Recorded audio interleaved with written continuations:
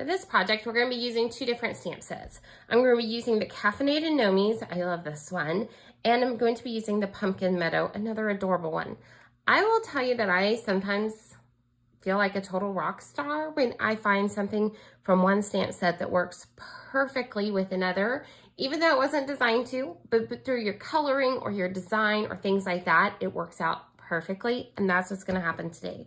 So I'm going to be using these 3 coffee cups, and then I'm going to be using the Thankful, Blessed, and Pumpkin Obsessed, going off the whole pumpkin spice latte theme. So that's how I'm able to pull this one in. So we're going to do our stamping first. And I've got all 3 images on one block just to save me time. And I've got I've got English somewhere in my vocabulary. I've got my Memento ink pad. We're going to get these stamped. I'll stamp the sentiment later on, but I'm going to go through, get these nice and inked up.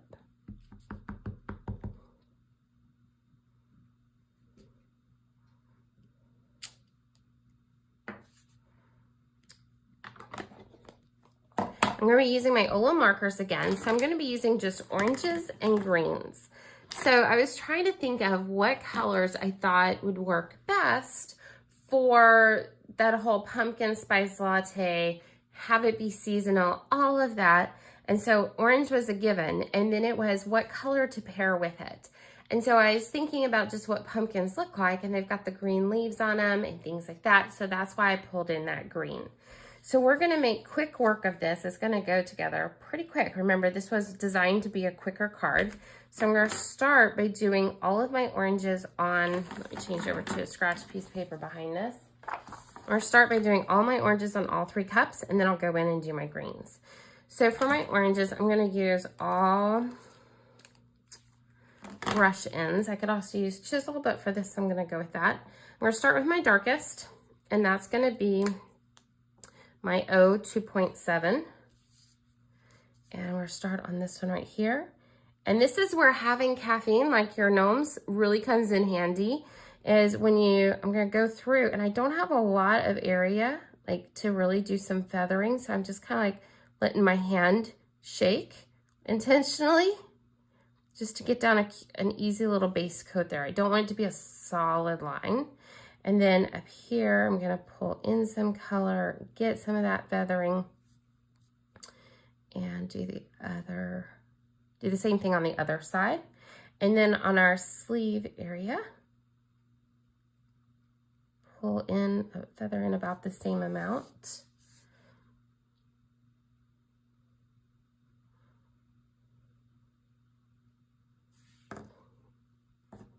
Next, I'll go to my O 2.5, and we're gonna pull those colors out.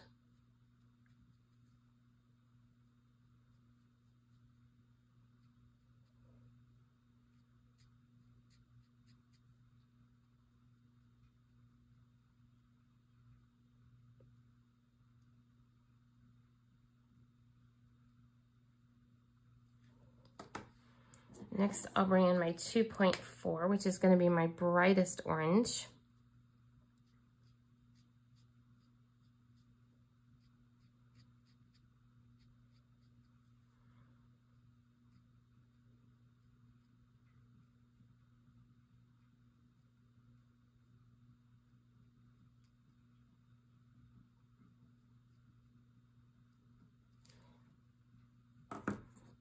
And then finish it with my O 2.2.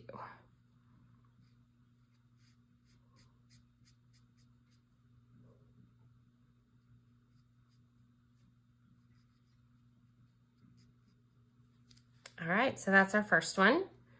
Next up, I'm gonna turn to this mug here. All right, next up, we're gonna go to our heart on this one. And I'm gonna feather in just, like do that little hand shaky thing, right? I'm just letting it, just trying to get some of those edges, but I don't want a solid line. Then I've got a little bit more room to pull in my 2.5, my bright with my 2.4,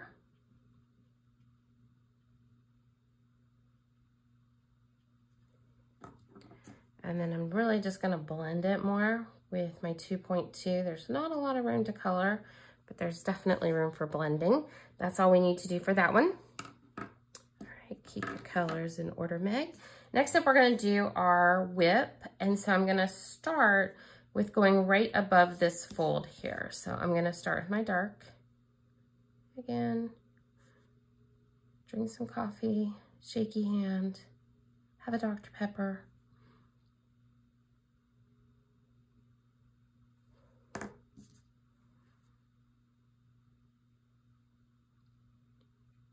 Following the same color pattern. So that first one was the 2.7.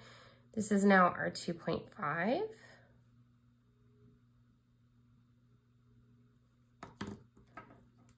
Then our 2.4.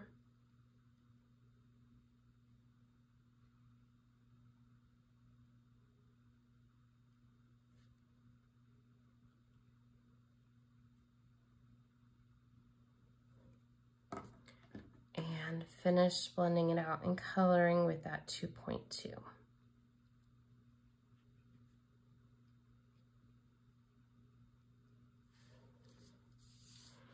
All right, now we're gonna do our cute little coffee bean on here. And I'm gonna do my 2.7, my darkest first, on this side of the coffee bean. And then with my 2.5, I'm gonna go in and just that quick. Then I'm gonna go with my, oh, sorry, I want this one back. And then I'm gonna finish it with my 2.5, so we won't even touch it with our 2.2. All right, so that is all the coloring that we need to do for our orange. Next up, we're gonna do our green. And as you can see, I've got 3 colors there.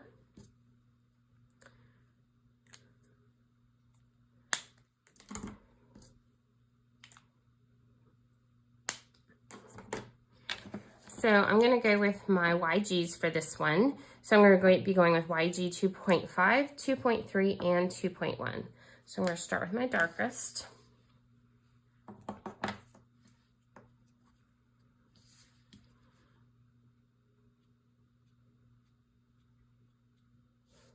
Pull that color in.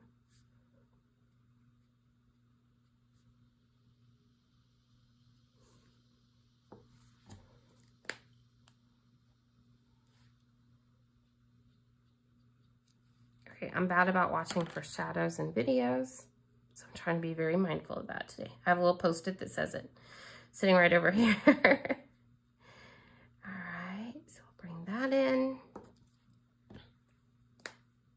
I think this is a cute color combination. Oh, I already did the others. There we go. All right, so we've got that. Next, we're gonna go in and do our heart.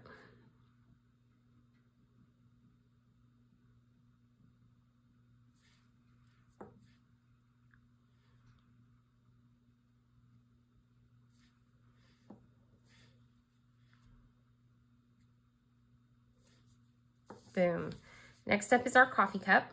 I'm going to start with the handle. And then I'm going to drop my darkest, feather that in from behind the lip of the cup, from the back.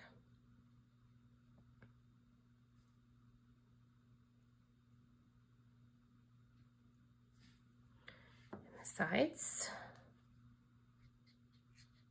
It's going to be my darker section anyway, so I'm not going to worry about having that lighter, my lightest YG in there.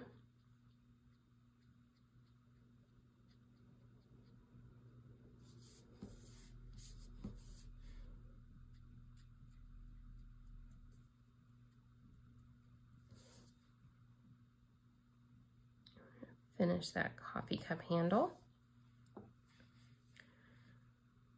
Then go in with my lightest. There we have that one.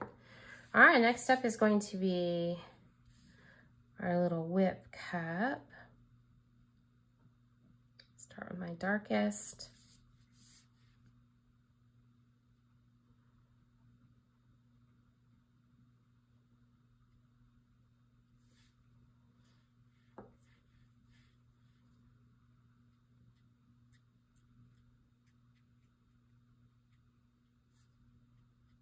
I think sometimes we think alcohol markers have to be like this huge thing and they're overwhelming and they're intimidating. And you need 850 million colors to just make one card. And I think that's why I gravitate towards making more simple cards a lot of times, is just to show people, nope, you don't have to have it all. All right, now I will tell you I struggled a bit. I'm going to recap these as I talk. I struggled a bit with what to color this section right here. And after several different attempts, I figured out, as I had several of them sitting there, I tried browns, I tried purples, I tried everything. What I figured I liked the best actually was the sample that was sitting there that wasn't colored at all, and it was white, so it's staying white. I can show you a sample that I've got that where it's gray later on, but seriously, nothing really worked well like the white, so I'm sticking with the white. I could have flipped all this and had green whip, but I really wanted to stick with that pumpkin. So I could have had, you know, this be green and this here be orange, and then this center here be green. So now we're ready to stamp our sentiment from that cute little pumpkin meadow. Stamp set using a stamp positioner. And I'm gonna use orange peel ink.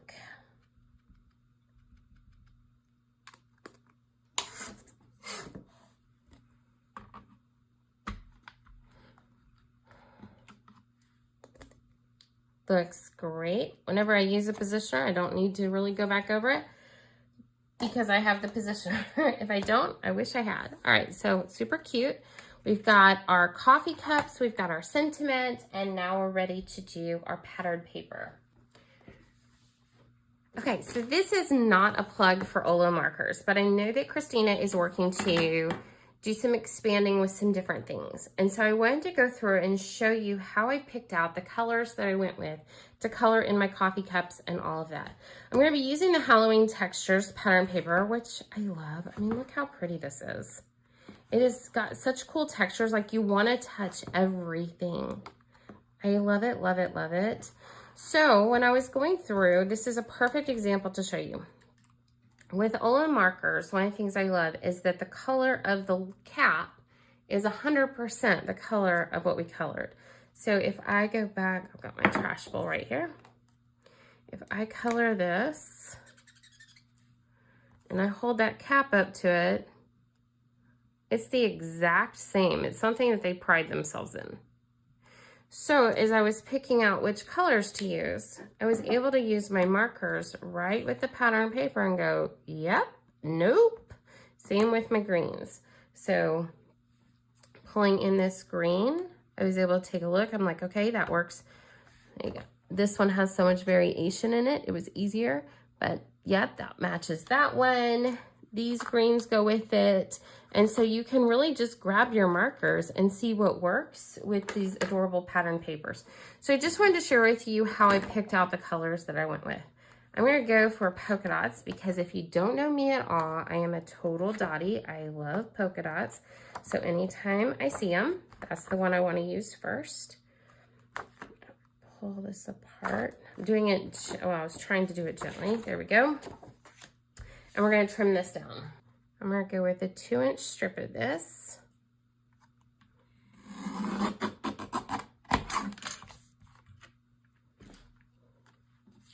It's gonna go behind this layer onto our card.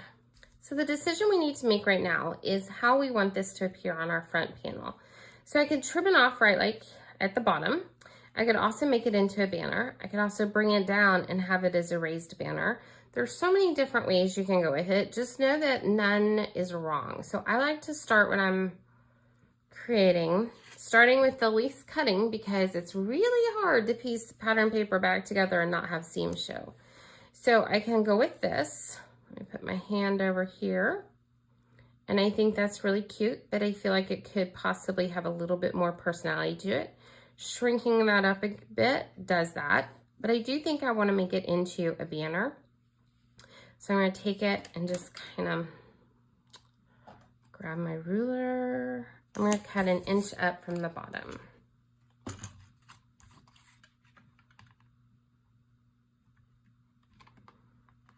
And that's a great size scrap.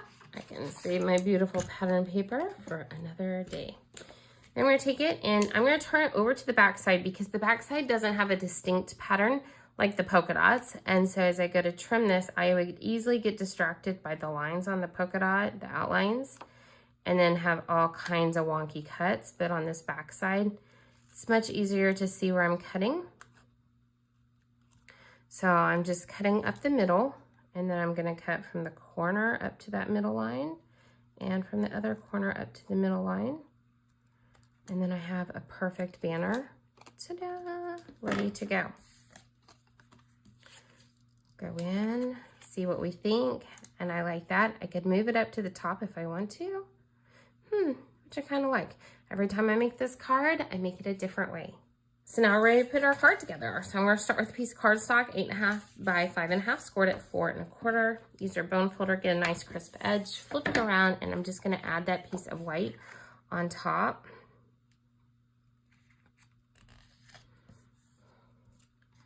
I'm going to add our pattern paper to the top of that panel and hopefully get it in the middle because that would be amazing. Bring my trash bowl back in.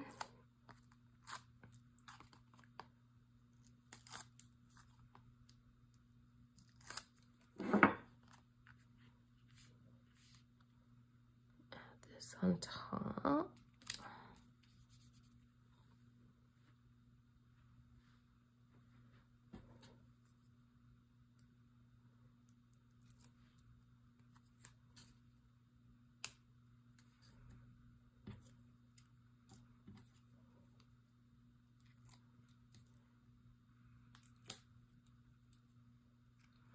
So I'm going to start with my coffee cup that has the steam coming off of it. Get that one into the middle. Then I'm going to add this one on top of there. And this one on top of here. And just like that, we have this kitty patootie little card. I love how this one comes together. I love the colors in it. Of course, I love the polka dots, but I love the stamped images. I love that they're all relatively the same height. Like that is a rarity, right? That's one of the things I love about this stamp set. I was able to pull in my 2 colors. Oh, by the way, I said I would share what the gray one looks like. And that's what that looks like. It just kind of gets lost. Same with the brown, same with purple. Well, actually, purple overwhelms it. Pink looks terrible. Don't try it. I don't recommend it. Leaving it white, absolutely, is the way to go, in my opinion. If you come up with a different color combination, let me see it. But here we go. This one is so much fun to make, and as you saw, it doesn't take a lot of time. You don't have to have all these crazy coloring techniques. You just have to have a love of coloring and the few right items, and you're good to go. All right, so I can't wait to share with you the next project.